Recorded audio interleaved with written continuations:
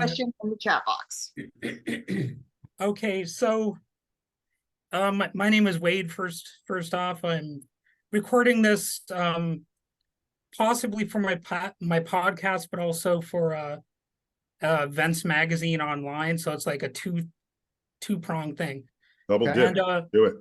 All right. So my first question is, what inspired you to create Shot in the Arm? And what was it like to have your focus shifted from the measles epidemic to the COVID-19 pandemic? Excellent. So yeah, what inspired me was a question of, if measles was almost declared eliminated in 2000, why were we seeing record-breaking measles outbreaks in 2019? State of emergency in New York City, state of emergency in Washington State, measles outbreaks all across Europe. And the question was answered when I contacted Dr. Paul Offit, and he said, well, it's quite simple and heartbreaking that there are people out there spreading misinformation and disinformation, excuse me, about vaccines, specifically the MMR vaccine, that cause these outbreaks. It's convinced parents to be scared and stop vaccinating their children. And I thought, well, that's a heartbreaking and terrifying story. Let's dig in on this and see where it goes. So he introduced me to Dr. Fauci, and he introduced me to Dr. Peter Hotez.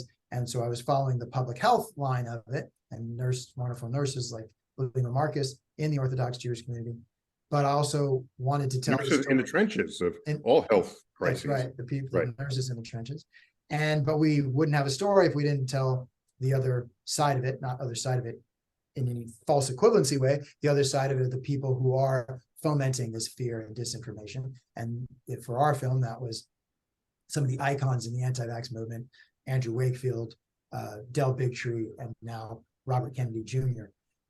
So we thought we had a pretty interesting film, fascinating film, heartbreaking film, tragic film in 2019. And then COVID happened, and it just got more interesting and more fascinating. And we were forced to play the card of, what do we do from lockdown?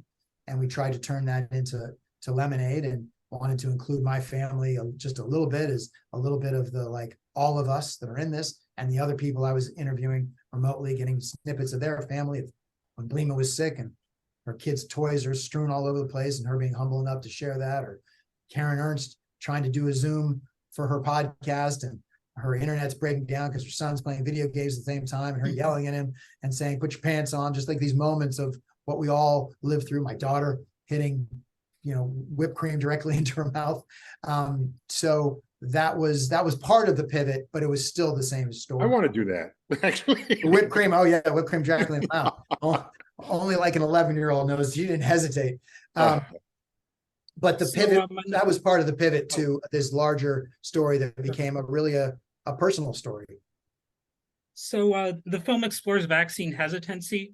Could you share your thoughts on how this hesitancy has evolved over time, and what factors contribute to it in today's society? Oh, solid question.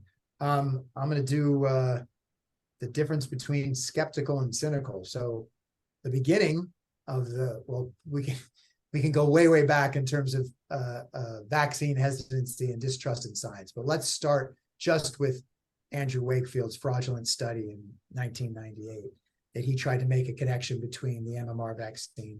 So he successfully scared people, but there wasn't a scientifically valid reason to point between the MMR vaccine and autism. But it took 9 years for the study to be retracted and really see what a fraud he was, being hired by a law firm to use this evidence to then have the lawyers win lawsuits against vaccine makers. But in that time, the study traveled the world. His fraudulent study traveled the world, and it scared lots and lots of families. So a skeptical family that worried that, why is my child autistic? I have a nephew who's autistic, and thankfully my big sister never took any of the bait of disinformation around this. I think she would actually cause Jenny McCarthy harm because of the amount of disinformation and actual pain she's caused the autistic community, because she stopped it from looking at these situations in a healthy way.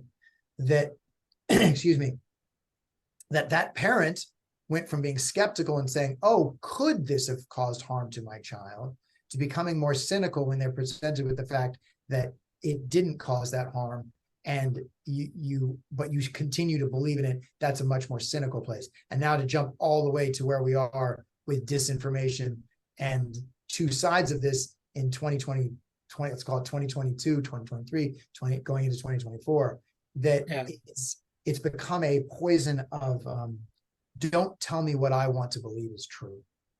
Well, it's almost more of a political movement than it was in the past. I would say it is political, and it's also it's personal. That if your tribe is political, or your tribe is this political, or your tribe is, I believe vaccines caused my child to become autistic. It's also a personal decision that you're saying, I don't want to listen to the overwhelming evidence. I want to make a decision. I want to make my own decisions, as the sign in the back of the car that we see in the film. Your health is not as important as my freedom, and which is just an awful way of looking at this situation. Freedom is important and public health is important. Why can't we have a more respectful, nuanced, and verifiable, truth-based conversation around that? Sure. Wade, there's an interesting evolution of this where the anti-vaccine movement started in liberal centers. If you looked at the measles map, where the outbreaks were, they were in bastions of liberal thinking, where there was a distrust in medicines, in more broadly in big pharma, and the anti-vaccine movement coming through COVID morphed into a variety, or should I say it, how do they say it with COVID, a new variant. There's a new variant of anti-vaccine thinking that manifested in the conservative community, where people are saying, you can't, to Scott's point with that bumper sticker or the scroll on the window, it's America and I'm free and you can't make me take a vaccine. That's a different anti-vax argument from, I'm worried this vaccine is going to make me sick. And so you had conservative right and liberal left people meeting on the same side of the fence, where previously they would have otherwise had nothing in common. And I'm still waiting to get my magnetic powers. Oh, yeah. That so many people were talking about. After the vaccine, yes. I could thwart the X-Men then. Now you're talking. Magneto. So, can you discuss the role of misinformation in driving vaccine hesitancy a little bit more? Sure. Or disinformation? I guess the two are separate things. Yeah, no, thank you for distinguishing, because it is important. So misinformation is someone spreading information that is false, but they might not be doing it on purpose. Disinformation is when somebody is spreading false information and they're doing it with intent. And sadly, this film is probably more about disinformation than it is about misinformation. People that are spreading misinformation to cause harm and to benefit themselves and things like that. So it's had I disagree with Scott on that. we can cut this out, right? No. No, this is all staying in. A little joke. It's a joke, everybody. Stay with it. No, I believe that the anti-vax leaders are so embedded that psychologically they completely believe what they're saying. And maybe I'm only saying that because I don't want to believe the alternative, because the alternative is they don't believe what they're saying, but that would make them just abject models of evil. And I don't really want to think that about them. Oh, there's nuance there too. They're evil or selfish, self-serving, right? So one of the weird things I noticed in the movie is RFK Jr. often kind of walking back, the idea that he's anti-vax, even though he spends so much time giving anti-vax talking points. What are your thoughts on that?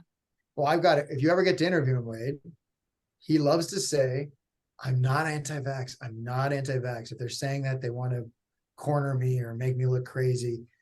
I'm just for safe vaccines. So the follow-up question to that, Wade, and I ask in the film, but is, okay, if you're not anti-vax, tell us the vaccines you believe in. Yeah. And he goes like this. So you're anti-vax. So it's but I can't believe how few journalists have kind of tried to get him to really answer that question, because he's an extremely skilled and manipulative communicator. Yeah. So what are some of the most common misconceptions you've encountered during your research for the documentary? Just around vaccines? Yeah. Or I Yeah. suppose anything that really seems relevant Great. to the So, movie. well, as we said, we've talked about already, obviously there's the misconception by some that the MMR vaccine could cause your child to become autistic, and there's absolutely no evidence of that. There's been hundreds of studies to show that it isn't true. But I would say that the more shocking things that have surprised me is how easy it is to get caught up in our own biases tribally and onward, and how hard it is to check ourselves sometimes. And I say us, right? All of us have to think about that, the need to check ourselves. So I think that's been one of the most shocking and sad, but also necessary parts of this story. Yep. The film, it has both public officials, health officials being interviewed, and anti-vax activists. What were some of the most surprising or enlightening perspectives you encountered during those interviews? I'd like to slip in there that I was impressed. Just like I said, was script consultant here, so my role was not to offer medical advice, but to offer advice on how to communicate the science methods and tools and principles to the audience, folded into these story arcs that Scott put in. I would say that the so the crux of that question was what again? Surprises. Surprise, yes. So what I wouldn't say I was surprised, I was delighted by the level of accessibility and compassion expressed by the medical professionals that Scott obtained for this film. It would have been easy to have gotten doctors say, "Oh, people are just idiots." You could have gotten doctors like that. Yeah. But this collection of doctors, and especially the nurses, had such compassion for those who were duped that should I say that surprised me? I guess it did. It surprised me how consistent that posture was. Good word. Back and forth and among the doctors and nurses. It's easier to be consistent when you're telling the truth. That's what we see in Robert Kennedy Jr. You see him saying, "Oh my God, I keep telling myself that I didn't lie in that situation around Samoa," but you can see him just like suffering from how hard it is to, what's the term? What a tangled web we weave when we attempt to deceive. I got it slightly wrong. You probably have it right. Hit me. Oh, what a tangled web we weave if our intent is to deceive. Anyway. So sorry, Wade, we got sidetracked. Oh, that's all right. That's all right. So as we still grapple with the COVID-19 pandemic, how has the cultural zeitgeist around vaccines shifted, and what lessons can we learn from previous epidemics and vaccine campaigns? Ooh, big questions. Yeah, that's a big question, man. I would say I'm going to go to the zeitgeist of it. We have been very honored to see the film be seen as a zeitgeist film. There's some people that want to say, "Oh, it's a COVID movie" on its surface. They see the trailer and like, "Oh, it's going to be a COVID movie." They read a little bit about it's going to be a COVID movie, and that it's bigger than a COVID movie. This is what people have been telling us by their response to it. That it's a movie. It is a movie about our zeitgeist. It's a movie about the dangers of disinformation, selfishness, tribalism, to the foundations of our country and even our planet, that destroy democracy, can destroy our social contract and decency. And I've come to use the term not just corrupt, but corrosive. It can be a corrosive quality. But now let's flip that and go to the upside of that there are more people that do trust in science, that have the humility of the nurses that Neil is referencing, that can check themselves and be humble enough to say, "I'm not a perfect nurse, I'm doing the best that I can." And I hope we're living through a bump in our trust and respect for verifiable truth, the social contract and decency. And we're A going bump in the road. a bump we're in the still road. moving. Yeah, that we're going to come to the other side of this. And that's what I hope. And my hope is based on that there are more people that are decent than there are that are awful. Sure. Well, has it been 17 minutes already or something? Yeah. Yeah. That time flew by pretty fast. Yeah, you did yeah. good questions. So do you have, well, I'll throw a curveball your way. Once it's Halloween coming up, do you have any favorite horror movies? Ooh, one of my favorites, and Neil will probably have more. One of my favorites has always been American Werewolf in London, because Oh, I love that movie. because of the genre, because it mixes the genres so beautifully, right? That it starts off as a knucklehead indie buddy movie, and then goes full horror and can go back and forth between those two so successfully that clearly I'm gonna forget her name, the woman who did Cocaine Bear, which I just recently saw, but clearly seemed to be inspired by that, getting that mix. I love films that succeed at mixing genres. Neil, your favorite? Well, I have two. One of them I didn't even see in its entirety, but the thought of it never left my mind. Wow. Was the title of it called Wolfen? Oh, probably. I've actually never seen that one, but I'm Okay. aware. Again, it was a lower budget film, as so many of these are. I think, I don't remember where it took place, but 1981, yes. yeah. So Wolfen, it was about a species of intelligent wolves that ate homeless people Oh God. for their survival, but only if you were homeless. So no one would actually miss them. That was the state of the world at the time, and maybe even today. So, and then the city council wanted to get rid of them because they're a menace. And one of the wolves like went into the city council and just it was surreal, because it was like you didn't know what the wolves would do next, but at the end you kind of sided with the wolves. They're just trying to live like anybody else is trying to live. So I don't know that it's a horror movie genre, but just the idea that these were highly intelligent. I don't mean intelligent in the way we speak of other species that are not human. They were more intelligent than humans. Okay. And so it was, how did we interact with this species? That's right. But my number one scariest movie, which neither of you could possibly agree with, was Get Out. Oh. But the reason why you can't agree with it, it's an excellent film, because all I can say is everything portrayed in that film happened to me. Okay. Okay. Yeah. I've had white people come up to me, touch my muscles and say, gee, I wish I had muscles just like your muscles. But gee, I wish I could do that just like you. You're so ripped. Yeah, you're so jacked. Okay. And so, gee, I wish, and these are scenes played out within that film. Oh, I see you could run fast. I always wanted to run fast. And then all of these black people are brought in and their bodies are swapped out with their brains. And to me, that was completely horrifying. Yeah, it was horrifying. You're pointing out the subtext of why it's so horrifying. Yes, brilliant film. Precisely. Well, there's overlap in what we like is that he brilliantly mixed genres and mixed subtext and mixed social commentary with horror and right. Social commentary. Absolutely brilliant. Absolutely. Yeah, Wolfen had tons of social commentary. Okay. Yeah. I'll have to watch that now.